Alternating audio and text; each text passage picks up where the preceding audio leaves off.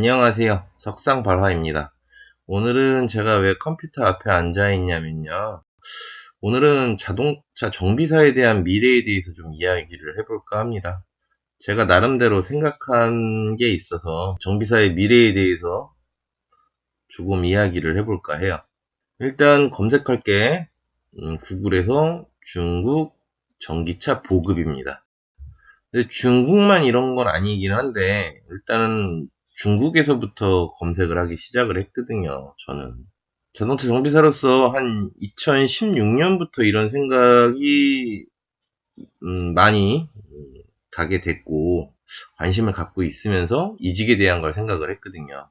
왜냐면 저는 자동차 정비를 함에 있어서 엔진에 대한 감성이 좋아서 자동차 정비를 시작하게 됐거든요. 그게 무슨 얘기냐면 자동차 엔진에 있어서 흡입, 압축, 폭발, 배기를 하는 이 사이클을 갖는 고철덩이에서 품어져 나오는 이 배기음, 쇳덩어리에서 나오는 이 배기음에 어떻게 보면 매력을 느끼고 감성을 느껴서 정비를 했던 건데, 엔진이 좋아서 정비를 했던 건데, 이제는 어차피 쇳덩어리가 똑같이 하기는 하지만 이제는 엔진에서 모터로 변환하는 패러다임이 바뀐다라는 거죠. 이제 엔진에서 모터로 변하는 패러다임에서 정비사는 과연 살아남을 수 있을까? 이런 생각이 들면서 2016년부터 이직에 대한 고민을 많이 했습니다. 하기는 뭐 팩트를 찾지는 못했고 그때마다 이게 좀 변할 텐데 어떻게 변하지? 라는 생각을 굉장히 많이 갖게 됐거든요. 그러면서 조금씩 자료를 찾고 느껴왔던 거에 대해서 돌이켜보는 시간을 만들려고 합니다. 보면 일단 중국 이야기부터 시작을 하겠습니다. 가까이에 있지만 멀지만 가까운 나라고 우리나라 옆에 있으면서 대한민국은 수출 주도형 국가인데 수출을 해야만 먹고 살 수 있다라는 얘기죠. 이렇게 되면 옆에 큰 시장이 있는데 이 큰 시장이 어떻게 변해가느냐에 따라서 우리가 달라질 수 있기 때문에 일단 중국 얘기부터 먼저 시작을 하려고 합니다. 근데 제가 찾은 자료에 의하면 중국뿐만이 아니라는 거죠. 너무 처음부터 중국 그러니까 대단히 중국에 대해서 저기 한다라고 생각하실 수도 있을 텐데 유럽도 마찬가지라는 겁니다. 유럽도. 그러나 유럽은 어찌 보면 먼 나라 이야기거든요. 왜냐면 우리나라로부터 굉장히 많이 떨어져 있지만 중국은 가까이에 붙어 있는 나라여서 중국의 정책이 우리나라에 영향을 미칠 수도 있다라고 저는 생각을 하거든요. 그래서 중국부터 보기를 시작했던 거고요. 중국 같은 경우 2020년까지 500만 대의 친환경 차량을 증가시킨답니다. 2020년까지 500만 대. 500만 대라니 딱 500만 대라고 하니까 안 와닿으실 수도 있을 텐데 이 500만 대의 기준이 대한민국으로 따지면 대한민국이 현재 약 2,200~300만 대 정도 됩니다. 그러면 그냥 계산하기 쉽게 2,000만 대라고 가정을 하면 우리나라의 4분의 1 정도를 올해 19년이니까 내년에 만든다는 얘기죠. 내년까지. 그렇다는 얘기는 친환경 차량을 대한민국만 보더라도 이 친환경 차가 도서 산간 지역에 가 있나요? 대도시 위주로 있다는 거예요. 서울, 경기, 인천, 광주광역시, 울산광역시, 부산광 이렇게 광역시 위주로 친환경 차가 돼 있다는 거죠. 그렇다는 얘기는 중국도 다르지 않을 거라는 얘기입니다. 전국에 500만 대, 수치상으로 보면 전국에 500만 대 이게 있지만 대도시 위주로 500만 대라는 거죠. 그러면 대한민국에서 보는 것보다 더 많은 차량들이 친환경 차라는 얘기죠. 그러면 어떻게 보면 대한민국은 수출을 해야 먹고 사는 나라인데 불구하고 그럼 친환경 차량을 그만큼 많이 만들어낼 거고 그만큼 많이 수출을 해야 된다는 거예요. 그럼 따지고 보면 정비에 대한 패러다임이 굉장히 많이 급속도로 바뀔 수 있다는 거죠.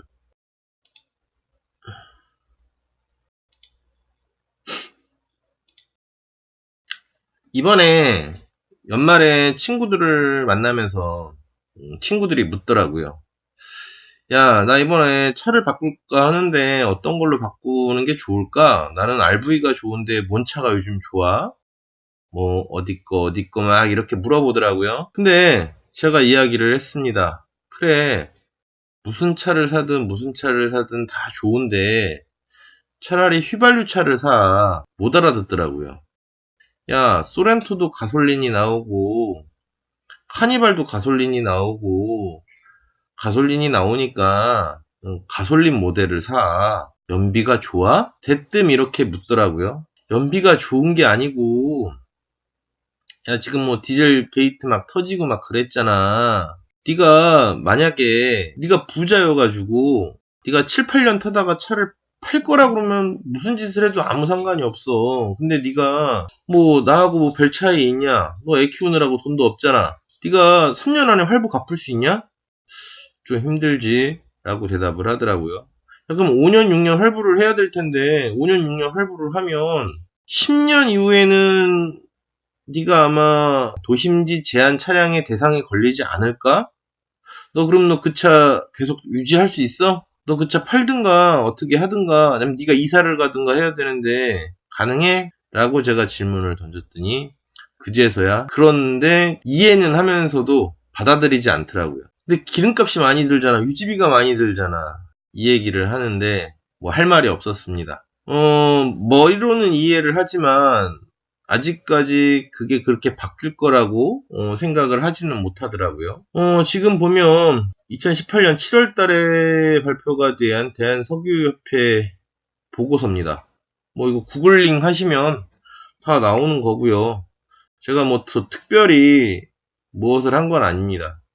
다만 짜박짜박 돌아다니던 얘기를 2016년부터 제가 듣고 알고는 있었지만 이런 이제 팩트가 되는 자료들이 이제 나타나기 시작을 한 거거든요. 근데 이거를 한번 공유를 한번 해볼까 하고 이야기를 꺼내는 겁니다. 쭉쭉쭉쭉 내리면요. 일단은 글씨가 많이 써 있으니까 궁금하시면 한번 직접 보시는 것도 나쁘지 않다라고 생각해요. 뭐 에너지별 전원 구성비부터 시작해서 국가별 전기 요금표도 나옵니다. 왜냐면 친환경 차로 가려면 뭐 전기 뭐 플러그인 하이브리드가 됐든 플러그인이 됐든 뭐 전기 요금하고 연관이 있기 때문에 아마 전기 요금하고도 연동돼서 아마 변화가 있을 거거든요. 어,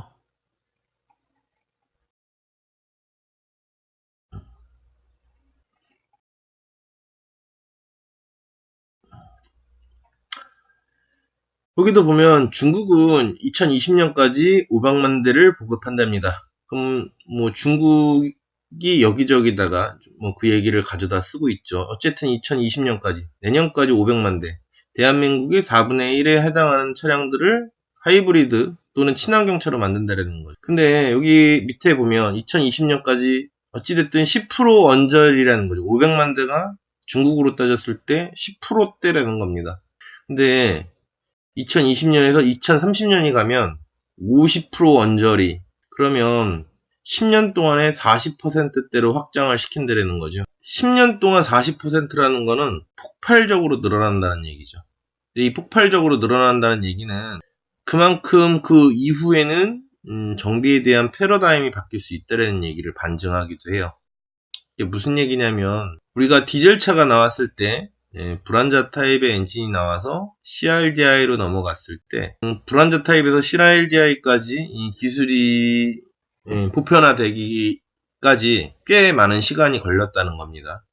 그러면 정비를 계속하고 있는다고 하면 앞으로 10년 동안은 정비를 계속하는데 어렵지는 않습니다. 한 20년까지도 어렵지 않게 정비는 계속 할 수 있을 거라고 생각은 들어요. 공구도 마찬가지지만 엔진용 공구와 전동용 공구를 따로따로 분리해서 수리를 한다는 거죠. 그러니까 엔진 공구를 수리하는 곳이 따로 있고 전동 공구를 수리하는 곳이 따로 있다는 겁니다. 그렇다는 얘기는 자동차도 그렇게 패러다임이 바뀌어갈 거라는 얘기죠. 그러면 시장도 커지고 훨씬 더 다양해질 거라는 거예요. 근데 저는 흡입 압축 폭발 배기를 하는 이 엔진의 감성 품질이 좋아서 엔진 자동차를 좋아하게 된 거거든요. 이 옛날 감성을 갖고 있는 사람이 과연 모터의 감성을 이해하고 정비를 할 수 있을까라는 생각이 저는 들더라고요. 그렇다고 주구장창 엔진만 붙잡고 있으면 먹고 살 수 있을까라는 생각도 들고요. 이게 무슨 얘기냐면, 예를 들어서 인간문화재 같은 경우, 인간문화재이신 분들이 먹고 사는데 아무 지장이 없나요? 만약에 후황양성을 하더라도 이 인간문화재이신 분들이 후황양성을 하는데 안 힘들어 하나요? 분명히 힘들고 고된 길이라는 걸 거예요. 분명히 힘들고 고된 길이 될 거라는 거죠. 거기에 여지까지도 대한민국에서 정비라는 거에 대한 인식이 좋았냐는 거예요. 인식이 안 좋은데 먹고 살기도 힘든 곳을 굳이 해야 될까? 이 생각이 저는 들더라고요. 당연히 일본처럼 장인 정신으로 있어서 대를 이어갖고 했으면 저도 좋겠어요. 당연히 저희 아버지도 정비사이셨지만 정비를 그만두셨고, 저 또한 정비를 좋아해서 시작은 했지만 이직을 하려고 많이 생각을 하고 있었거든요. 근데 우리나라는 왜 그럴까? 이야기만 하지 말고 내가 먼저 바뀌어야 되긴 하는데, 자동차를 떠날 건 아니거든요. 정비에 대한 인식이 상당히 좋았으면 좋을 텐데, 문화적 차이도 굉장히 크고, 정비에 대한 인식도 굉장히 안 좋다고 생각을 해요. 과잉 정비와 예방 정비의 차이는 종이 한 장 차이인데, 대한민국에선 모든 걸 과잉 정비로 보는 부분이 훨씬 더 많기 때문에 정비사들은 사기꾼, 도둑놈이 되는 경우가 너무 많아서, 대한민국은 2020년까지 전기 승용차의 비중을 20만 대 보급한답니다.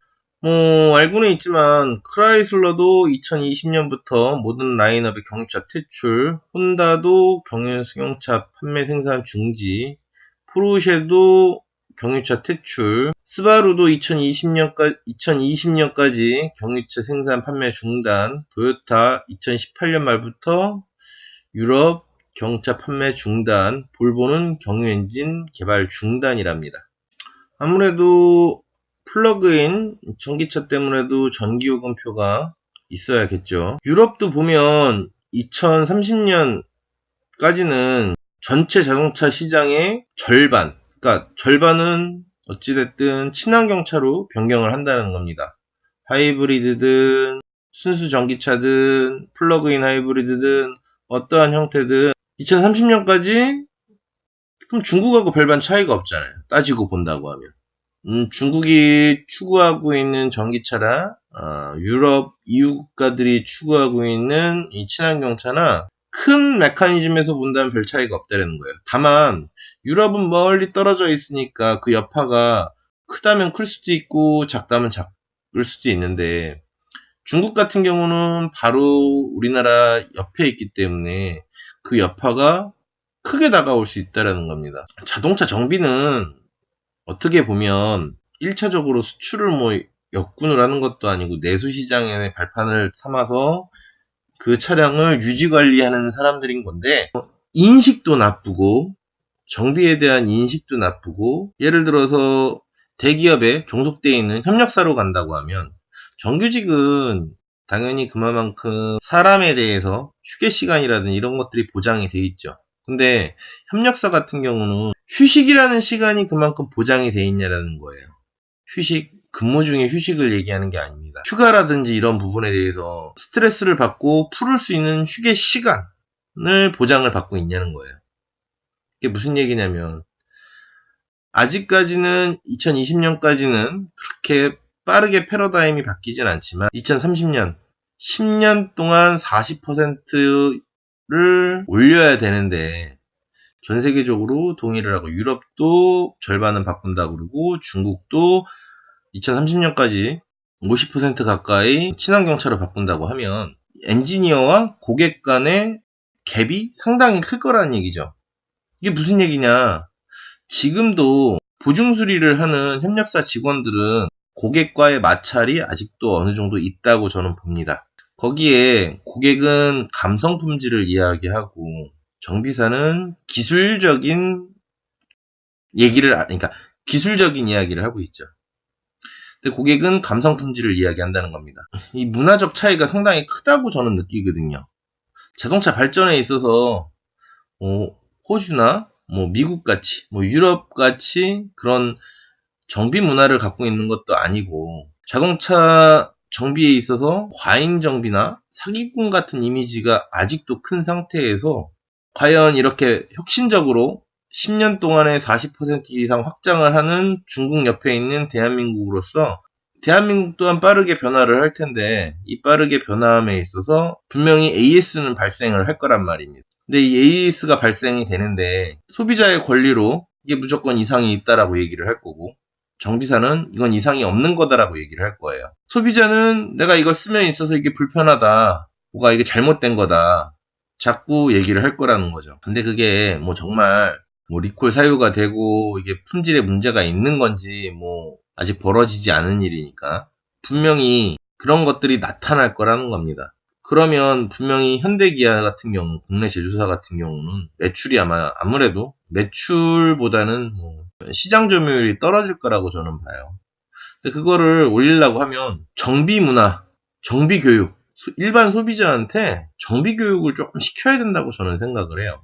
독일 같은 경우는 면허증을 따려면 기본적으로 정비를 할 줄 알아야 하는 이런 문화와, 대한민국은 그냥 운전 면허를 따는 문화, 이런 차이에서부터 굉장히 크다고 생각은 드는데요. 이렇게 자동차 정비사들이 폭발적으로 성장을 할 때 그 안에서 고객과의 마찰이 굉장히 많이 발생을 할 거라는 얘기죠. 고객과의 마찰이 많이 발생을 하면 어쨌든 그거는 대기업에서 어떠한 형식이든 줄이려고 할 겁니다. 근데 사람으로서 그렇게 많은 스트레스를 받고 그렇게 일을 하는 데 있어서 휴식이 보장이 되느냐 이겁니다. 지금도 휴식이 그렇게 보장된다고 보기는 어렵거든요. 제가 봤을 때. 그만큼 많은 스트레스를 받고 그만큼 사람들과 이렇게 부대끼면서 일을 하는데도 불구하고 협력사 직원들은 휴식에 대한 보장 좀 어렵다고 봐요.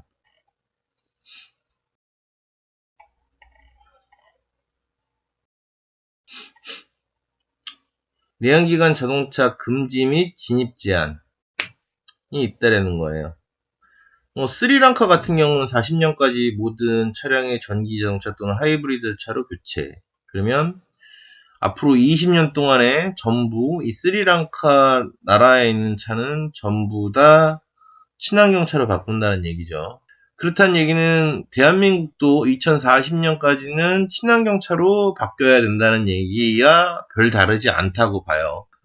스리랑카가 OECD 국가도 아닌데도 불구하고 저렇게 발표를 했다는 얘기는 어차피 유럽이라든지 중국, 대한민국도 포함해서 이 언저리 2040년, 늦어도 2045년이나 이 근방 때 친환경차로 많이 갈 수 있다라는 거를 내포하죠. 그렇다는 얘기는 2040년까지는 먹고 살 수 있다는 얘기를 하기도 하는 거예요. 제 나이가 이제 40살, 40. 그러면 2040년까지 살면 60이 되는 건데, 어떻게 해서든지 가게를 오픈하고 있다고 하면 65세 정년까지야 일을 못하게 하겠습니까? 근데 65세 정년까지 일을 한다고 했을 때 엔진을 선택할 건지 아니면 하이브리드를 배워서 하이브리드 전향할 건지 이 기로에 서 있다고 생각을 하거든요. 근데 저는 엔진에 대한 감성 품질이 좋아서 정비를 시작했던 건데, 그 엔진에 대한 감성 품질을 버리고 하이브리드를 만들 수 있을까? 이 하이브리드에 대한 감성으로 자동차를 좋아해야 할 수 있을까? 이 생각이 들더라고요. 그건 아닌 것 같다라는, 그러니까 내가 좋아서 오래 할 수 있는 일로 봤을 때 그건 아니다라는 생각이 들어서 이직을 선택을 한 거고, 자동차를 떠나는 게 아니라 정비를 떠나는 것 뿐이죠. 자동차 정비가 생각보다 각박하다라는 거. 열심히 노력해서 정말 자동차 정비를 이렇게 좋은 이미지로 끌고 가시는 분들도 있기는 하지만 아직 그렇지 못한 부분도 있다고 보거든요. 예를 들어서 CPF, DPF 이전을 CPF라고 합니다. 근데 이 CPF를 청소를 하거나 일정 기간을 사용을 하면 교환을 해야 된다고 정비 지침서에는 나와 있는데, 이 CPF라는 것을 교환을 하거나 청소했던 분이 단 한 분들이라도 있나요? 이 CPF들이 문제가 발생이 됐던 게 한 5년 전쯤으로 제가 대략 기억을 합니다. 트러블이 생기고, 매연이 많이 나오고, 검사가 통과가 안 되고, 그래서 정비를 함에 있어서 이 CPF에 대해서 청소를 하고 뭐를 해야 된다라고 얘기를 하면 나중에 비용이 문제가 돼서 왈가왈부하게 되면 이거 하는데 무슨 돈을 이렇게 많이 받아 먹냐고 하면서 사기꾼 또는 과잉정비, 이렇게 불신의 눈으로 쳐다보게 되더라고요. 지금에서야 유튜브를 좀 알게 됐지만 5년 전만 하더라도 유튜브를 통해서 정비에 대해서 정비를 이렇게 한다라는 거, 그때는 얘기할 통로가 없었거든요. 하다못해 그때 당시에 뭐 예를 들어서 자동차 동호회 같은 데다 이런 얘기를 하면 쟤 미친놈 아니야, 돈 벌어먹으려고 용을 쓰네 라는 소리를 훨씬 더 많이 들었거든요. 그거는 돈 있는 사람들이 바꾸는 거고 그냥 써도 상관이 없잖아요 라고 이야기를 하는 경우가 훨씬 더 많았습니다. 그건 합리적인 소비가 아니라고 그때 당시에 했었어요. 사기꾼으로 몰리고 뭐 이런 것들을 많이 겪다 보니까 엔진이 죽는 시점에 엔진이 죽다가 아니라 엔진의 개념이 변화하는 거죠. 이 엔진의 개념이 변화하는 여기에서 내가 더 정비를 해야 될까? 전자회사 직원처럼 납땜질하고 해야 될 텐데 과연 내가 이거를 잘할 수 있을까? 좋아하게 될 수 있을까? 이 생각이 들어서 정비를 떠나려고 합니다. 오늘은 여기까지. 안녕. 구독과 좋아요 꾹꾹 눌러주시는 거 잊지 말고 알람 버튼 딸랑딸랑 눌러주세요. 그럼 안녕.